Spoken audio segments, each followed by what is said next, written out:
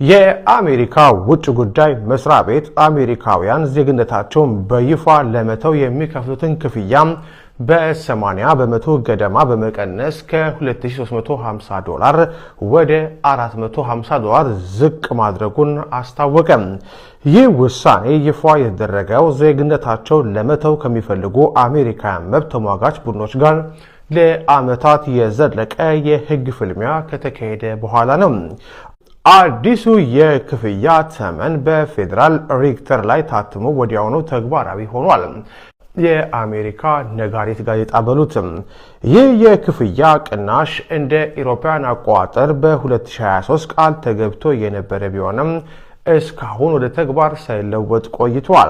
አሁን የተመነው $450 መስሪያ ቤቱ በ2010 ዜግነትን ለመተው ለመጀመሪያ ጊዜ ክፍያ ማስከፈል ሲጀምር ከነበረው የመጀመሪያ ታሪፉ ጋር እኩል መሆኑ ተገልጿል። የአሜሪካ ዜግነትን የመተው ሂደት እጅግ ጥብቅና ረጅም ጊዜ የሚወስድ ነው። አመልካቾች ዜግነትን መተው የሚያስከትለው መዘዝ በሚገባ መረዳታቸውን ለቆንስላ ጽሕፈት ቤት ኃላፊዎች በጽሑፍና በቃል ደጋግመው ማረጋገጥ አለባቸው። ከዚያም በመስሪያ ቤቱ ጥልቅ ግምገማ ከተደረገ በኋላ የመጨረሻውን የክህደት መሐላ ይፈጽማሉ። የውጭ ጉዳይ መስሪያ ቤቱ ይህን ክፍያ እንደ አውሮፓውያን አቆጣጠር በ2015 ከ$450 ወደ $2350 በአንድ ጊዜ አሳድጎት ነበረ። ለዚህም እንደ ምክንያት የቀረበው ከአገር ውጪ በሚኖሩ አሜሪካውያን ላይ የወጣውን አዲስ የግብር ሕግ ተከትሎ ዜግነታቸው መተው የሚፈልጉ ሰዎች ቁጥር በከፍተኛ ሁኔታ በማሻቀቡ የአስተዳደር ወጪን ለመሸፈን የሚል ነበር። ይሁን እንጂ ይህ ከፍተኛ የክፍያ ጭማሪ በአሜሪካ በመወለዳቸው ብቻ ዜግነት አግኝተው በውጭ ሀገራት በተለይም በፈረንሳይ በሚኖሩ ዜጎች የተቋቋመውን የአጋጣሚ አሜሪካውያን ማህበር ወይም አሶሲዬሽን ኦፍ አክሲደንታል አሜሪካንስ የመሳሰሉ ተሟጋች ቡድኖችን ክፉኛ ቁጣ ቀስቅሶ ቆይቷል። የማህበሩ ፕሬዚዳንት ፋቢያን ላጋሪ አዲሱ የክፍያ ቅናሽ በደስታ ተቀብለው ውሳኔው የ6 ዓመታት የህግና የትግል ውጤት መሆኑን አብራርተዋል። በማህበሩ መረጃ መሰረት ክፍያው ይቀንሳል ተብሎ ቃል ከተገባበት ከ2023 ጀምሮ ብቻ ቢያንስ 8755 አሜሪካውያን ሙሉውን $2350 ከፍለው ዜግነታቸውን መልሰዋል። እጅግ አሳዛኝ ዜና! በሚኒሶታ የ26 ዓመቷ ወጣት ህይወቷ አልፎ ተገኘች።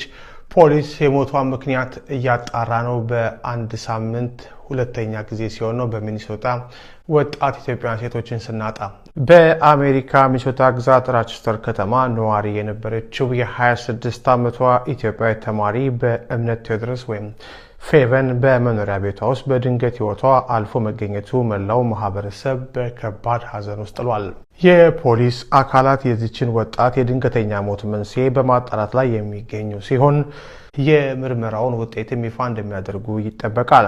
የፌቨን ገና በለጋ እድሜዋና በትምህርት ገበታ ላይ እያለች ከዚህ ዓለም በድንገት መለየት ለእናት፣ ለአባት፣ ለወንድም፣ ለእህት እንዲሁም ለወዳጅ ዘመዶቿ ሊሸከሙት የሚከብድ ጥልቅ መሪ ሐዘን ሆኖባቸዋል። ይህ ልብ ሰባሪ ዜና የተሰማው በሚኒሶታ የሚገኘው የኢትዮጵያን ማህበረሰብ ሌላ ተመሳሳይ ሐዘን እያስተናገደ ባለበት ወቅት መሆኑን ሐዘኑን ድርብ ያደርገዋል።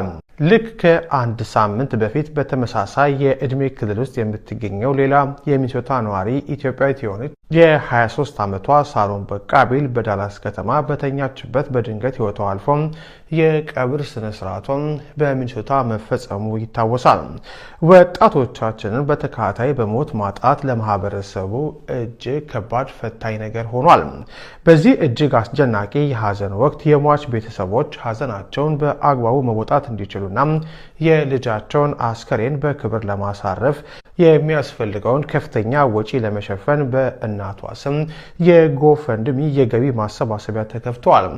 በጎፈንድሚ ላይ በተላለፈ የሐዘን መግለጫም ከዚህ አይነቱ ከባድ ሐዘን እግዚአብሔር ይጠብቃችሁ፣ ነፍሷን በአብርሃም በይስሐቅና በያዕቆብ እቅፍ ያሳርፍልን፣ ቤተሰቦቿንም ያጽናናልን በማለት ወገን በገንዘብም ሆነ በጸሎት ከጎናቸው እንዲቆም ተማጽነዋል። ትናንትና ምሽትና ዛሬ በኢራንና በአሜሪካ መካከል እንዲሁም በአረብ ሀገራት መካከል ምን ተፈጠረ፣ እስካሁን ድረስ ምን ተፈጥሯል የሚለውን ነገር አብዴት ላድርጋችሁ። ኢራን በትናንትናው ምሽት እንደተናገረችው የተለያዩ ሚሳኤሎቿን ድሮኖቿን በተለያዩ 3 አረብ ሀገራት ላይ ስታዘንባቸው ነው ያደሩት። ቦታዎቹ ደግሞ በጣም ኢምፖርታንት የሆኑ ነው። በአለማችን የነዳጅና የጋዝ ገበያ ላይ ትልቅ ሚናን የሚጫወቱ ትልቅ ኤክስፖርት የሚደረግባቸው ፋሲሊቲዎች ናቸው። በዚህ ምክንያት እንግዲህ የዓለማችን የነዳጅ ዋጋ ማለትም የጠራው የነዳጅ ዋጋና የጋዝ ዋጋ እጅግ በጣም ጨምሯል። በዚህም ጥቃት ምክንያት በዓለማችን ላይ የጣራ ነዳጅ በአሁኑ ሰዓት እየተሸጠበት ያለው 114 የአሜሪካን ዶላር ነው በበርሜል። በዚህም ጥቃት ምክንያት የተለያዩ አረብ ሀገራት በዛሬው ዕለት ስብሰባ አድርገው ነበር፣ ግብጽን ጨምሮ የተለያዩ አረብ ሀገራት። በዚህም እንግዲህ መግለጫ ወጥተዋል። በኢራን አቅራቢያ የሚገኙና በተለያዩ አረብ ሀገራት ላይ ኢራን የምታደርጋቸውን ጥቃቶች በፍጥነት እንድታቆም ያለበለዚያ እነሱም እርምጃ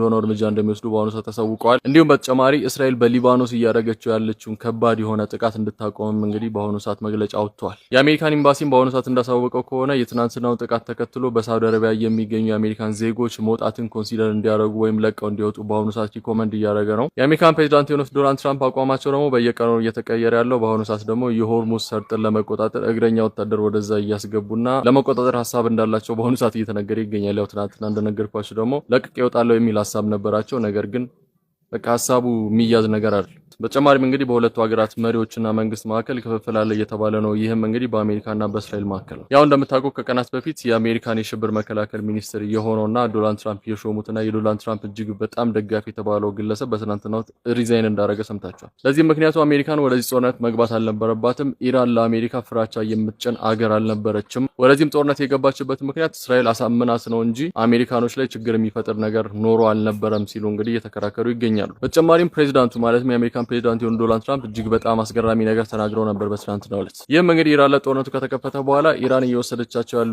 የተለያዩ እርምጃዎች ናቸው። ማለትም በአረብ ሀገራት ላይ የሚወስዱት እርምጃ ማለት ነው። ዶናልድ ትራምፕም እንደተናገሩት ከሆነ ይህ መረጃ አልነበረኝም፣ ኢራንም እንደዚህ አይነት ጥቃቶች እነዚህ አረብ ሀገራት ላይ ትወስዳለች ብዬ አልገመትኩም ነበር፣ መረጃውም የለኝም ነበር ብለው ተናግረዋል። ፕሬዚዳንቱም እንደዚህ ብለው በማለታቸው የተነሳ አሜሪካን ወደዚህ ጦርነት ስትገባ ሙሉ የሆነ ኢንፎርሜሽን አልነበራትም፣ ወይም ያላት ኢንፎርሜሽን የተዛባ ኢንፎርሜሽን ነበር ወደሚለው እንግዲህ ብዙዎች እያዘነበሉ ይገኛሉ። ወይም ኢራንም በሚገባ አንደርስታንድ አላረጓትም፣ ምን ያህል ኬፔብል እንደሆነች ወይም ምን ያህል ዝግጁ እንደሆነች አልተረዱም ነበረ ወደሚለው እንግዲህ ጀጅመንት እየወሰዱ ይገኛሉ የተለያዩ ሰዎች። ኳታርም እንደተናገረችው ከሆነ በትናንትናው ዕለት በደረሰባት ጥቃት ምክንያት በኳታር ውስጥ የሚገኙ የኢራን የተለያዩ ዴሊጌሽኖች በ24 ሰዓት ጠቅልለው ከኳታር እንዲወጡ በአሁኑ ሰዓት ትዕዛዝ አስተላልፋለች። እናም ነገሩ እየተባባሰ ነው የመጣው። የተለያዩ ዓለም ሀገራት ጣልቃ እንዲገቡና ሰላም እንዲፈጠር በአሁኑ ሰዓት እየተሞከረ ይገኛል። ነገር ግን ሁኔታዎቹ በየጊዜውና በየቀኑ ነው የሚቀያየሩት። ፕሬዲክት ለማድረግ እጅግ በጣም ከባድ ሆነዋል። በየመን የሚገኙትም የሁቲ ታጣቂዎች እንደተናገሩት ከሆነ እስካሁን ድረስ በዚህ ጦርነት ማለትም በእስራኤልና በአሜሪካ ኢራን ላይ በከፈቱ ጦርነት ተሳትፎ አላረኩም፣ ነገር ግን እኔ በጣም ዝግጁ ነኝ፣ እጆቼን በትሪገር ላይ ናቸው ወይም በቃታው ላይ ያስቀምጫቸዋለሁ፣ እርምጃ ለመውሰድ ዝግጁ ነኝ ሲል ተናግሯል። እናም ይህ ቀውስ ለ20ኛ ቀን ቀጥሏል። እስካሁን ድረስም መረጋጋት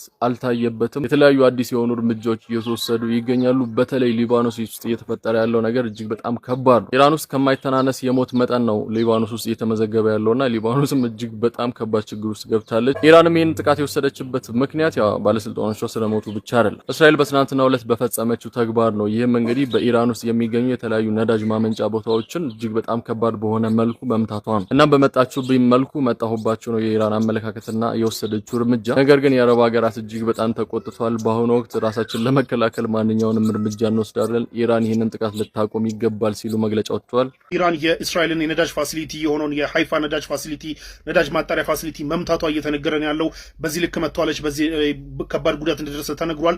በእስራኤል በኩል ጉዳቱ እንደደረሰ ታምኖ ግን ጉዳቱ ሚኒማል የተባለ ቢሆንም ከባድ ጉዳት እንደደረሰ ግን እየተነገረን ያለው። እንደምታውቁት አሜሪካና እስራኤል የኢራን የነዳጅ ፋሲሊቲዎች ካጠቁ በኋላ ኢራን በአጸፋው ሚድል ኢስት ላይ የሚገኙ የቀጣር የሳውዲና የኢማራትን ነዳጅ ፋሲሊቲዎች ስታጠቃ ነበረ። እንዲሁም ደግሞ ዛሬ ደግሞ ሃይፋንም መታለች። ሃይፋ ላይ ያለውን የእስራኤል የነዳጅ ፋሲሊቲዎችንም መታለች። የሳውዲና የኢማራቱ ሪፖርቶች አሰስመንት ሪፖርቶች ባይወጡም የቀጠሩ ግን በዛች አንድ ጥቃት ብቻ የቀጠርን 17% የነዳጅ ፋሲሊቲውን 17%ቱን ሙሉ ለሙሉ ዋይፕ አውት እንዳደረገች ነው ሪፖርቶች እየወጡ ያሉት። ይህንን መልሶ ለመገንባትና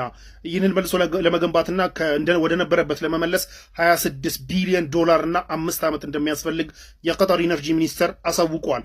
እንደገና በኢን ማይ ዋይልደስት ድሪም አሉ፣ በህይወቴ በቃ በህልሜ ራሱ ኢራን እንደዚህ አታክ ታደርገናለች ብዬ አልጠብቅም ነበር ብሏል እኒ የቀጠር የኢነርጂ ሚኒስቴር። በሌላ በኩል የሳውዲና የኢማራቱ አሰስመንቱ ገና አልወጣም። ነገር ግን ሪያድ ውስጥ እነዚህ የሙስሊም ሀገራቶች ተሰብስበው እንደነበረ ነግሬያቸዋለሁ እና ተሰብስበው አንድ የአቋም መግለጫ አውጥተው ነበር። በዚህም አቋም መግለጫቸው ኢራን ኢሚዲየትሊ እነዚህን ሚድል ኢስት ሀገራቶችን ማጥቃቷን እንድታቆም ማስጠንቀቂያ ሰጥቶ የነበረ ቢሆንም ግን ማስጠንቀቂያው ከተሰጠ ከሰዓታት በኋላ ኢቨን አስ ዊ ስፒክ ይሄ ቪዲዮ ከመሰራቱ ከደቂቃዎች በፊት ጨምሮ ወደ እነዚህ ሚድል ኢስት ሀገራቶች ኢራን ስቲል ሚሳይሎቿንና ድሮኖቿን እየላከች ነው ያለችው። ማስጠንቀቂያውን ወደዛ ዞር በሉ ብላ አሁንም ጥቃቷን ቀጥላለች። ናው የኢራኑ ፎሬን ሚኒስቴር አባስ እንግዲህ ምን ብሎ ትዊት አድርጓል? የመለስ ነው አጸፋ የኛ ነዳጅ ፋሲሊቲ በመመታቱ የመለስ ነው አጸፋ ፍራክሽን ኦፍ አወር ፓወርን ተጠቅመን ነው ካለን ፓወር በጣም ጥቂቱን ተጠቅመን ነው። ምክንያቱም ለሪስትሬንት ሪስትሬንት ምንድን ነው ዲስካሌት ማድረግ እንዲረጋጋ ነገራቶች እንዲረጋጉ ጥሪ መደረጉን ተከትሎ ያንን አክብረን ነው። ነገር ግን አሁንም ፋሲሊቲዎቻችንን እናጠቃለን የምትሉ ከሆነ ፓወራችንን ታዩታላችሁ እንመልሳለን ብለው ዝተዋል። አባስ እንደዚህ ሲዝቱ የኢራን ሪቮሉሽነሪ ጋርድ ደግሞ እንደዚህ አይነት ጥቃቶችን ሲያደርስ ጋሽ ትራምፕ ደግሞ ግራ የገባቸውና ያላሰቡትን ጦርነት ዝም ብለው ቆስቁሶ የጀመሩት ጋሽ ትራምፕ ቢንያሚን ኔታንያሁን አሳምኘዋለሁ ከዚህ በኋላ የኢራን ነዳጅ ፋሲሊቲዎች አይመቱም ብለው ፕሮሚስ ገብተዋል። ከኔታንያሁ ጋር ተግባብተናል አሳምኘዋለሁ ብሏል። ያው መጨረሻ ላይ መልሳችሁ ቀጠርን ብትመቱ እኛ እንመታለን የሚል ዛቻ ቢጨምሩበትም ግን ከዚህ በኋላ አንመታችሁም፣ የኢራን ነዳጅ ፋሲሊቲዎች አንመታም ብለው ፕሮሚስ ገብተዋል ትራምፕ። የትራምፕ ፕሮሚስ ይከበራል አይከበርም አይገስ ዊል ሲ። በሌላ በኩል ሁለት ትዊቶች እዚህ ጋር ላስቀምጥላችሁ። እዚህ ጋር የምታዩት ትዊት ማለት ነው የኢራን የፓርላማ አፈጉባኤ የሆኑ ሰውዬ ናቸው ትዊት ያደረጉት። ምን ይላል መሰላችሁ? እስካሁን ድረስ አሜሪካና እስራኤል ጦርነቱ ከተጀመረ በኋላ አንዴ የኢራን ባሊስቲክ ሚሳይል ፕሮግራም 100% አወደምን ሲሉ፣ አንዴ 70% አወደምን ሲሉ፣ አንዴ ምን አወደምን ሲሉ ያ ተደማምሮ አሁን 320% ደርሷል። በቅርቡ ደግሞ 500% አወደምን እንደሚሉ አንጠራጠርም። እኛ ግን ሚሳይሎቻችንን መተኮሳችንን እንቀጥልናል ብለው ትዊት አድርገዋል። በሌላ በኩል ይሄኛው ትዊት ደግሞ የአሜሪካው የካሊፎርኒያ ገቨርነር የሆኑ ሰውዬ ትዊት ያደረጉት ነው። እዚህ ላይ ምን ይላል መሰላችሁ? የአሜሪካ የነዳጅ ፕራይስ ሰማይ ተተኩሷል። የአሜሪካ ወታደሮች ሞተዋል፣ የተወሰኑት ተጎድተዋል። የምንጊዜም ወዳጆቻችንና ረጅም ጊዜ ወዳጆቻችን የነበሩት አገራቶች የዩሮፕና የኔቶ አገራቶች አይናቸውን ላፈር ብለው ዞር በሉ ብለው ትተውናል። በዚህ መሃል ግን የአሜሪካው ፕሬዝዳንት ምን እያደረጉ እንደሆነ ራሱ አያውቁም ብሏል። ለማንኛውም በዚህ መሃል ደግሞ ተነክታ አታውቅም ተመታ አታውቅም በጣም ከባድ ነች ስትባል የነበረችው የአሜሪካ F-35 የጦር ጀት በሰስፔክትድ የኢራን ጥቃት ተመታ ኢመርጀንሲ ላንድ እንዳደረገች እየተነገረ ነው። መታ ያው አልተከሰከሰችም። መታ ግን ቤዛዋ ላይ ኢመርጀንሲ ላንድ አድርጋለች። ሚሽኗን ሳታሳካ ተመልሳ ኢመርጀንሲ ላንድ አድርጋለች። ፓይለቱም ስቴብል ኮንዲሽን ላይ ነው ያለው የተባለው ነገር ግን በጣም ክሎዝ ኢት ኬም ክሎዝ ለመከስከስና ተመታ ለመውደቅ ኢት ኬም ክሎዝ ነው እየተባለ ያለው። በጣም ለጥቂት የተረፈች ነው እየተባለ ያለው። ለማንኛውም እንኳን ለኢድ አደረሳችሁ።